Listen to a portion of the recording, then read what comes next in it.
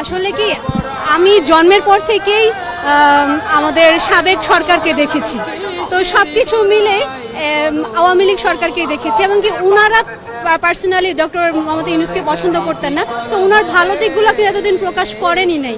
আমাদের কাছে কিন্তু উনার একটা মানে খারাপ দিক ঘুষখোরভাবে আমাদের সামনে এক্সপ্লেন করেছে।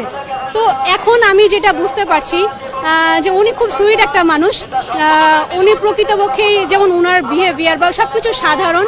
তো ধীরে ধীরে ওনার সাথে আমার সাক্ষাৎ করার খুবই ইচ্ছা, যে আমরা মিট করব। তরুণরা অনুপ্রেরণা উনি, কারণ একটা জিনিস আমরা দেখতাম যে পুরো বিশ্বে উনি প্রশংসিত, কিন্তু বাংলাদেশের মানুষের কাছে কিন্তু উনি এই বৃদ্ধ বয়সে কিছুদিন হলো সুনাম পাচ্ছে, এর আগে কিন্তু পারেনি। আমার মনে হয় যে ওনার একটা কালো ব্যথা ছিল যে দেশের মানুষের কাছে উনি সম্মানটা পায় না। তো এইটা এখন বাংলার মানুষরা বুঝতে পারে। তো ওনাকে আমরা স্যালুট জানাই, সম্মান জানাই। বাংলার মানুষ হিসেবে আমরা ওনাকে নিয়ে গর্ববোধ করি। বাংলার মানুষ হিসেবে আমরা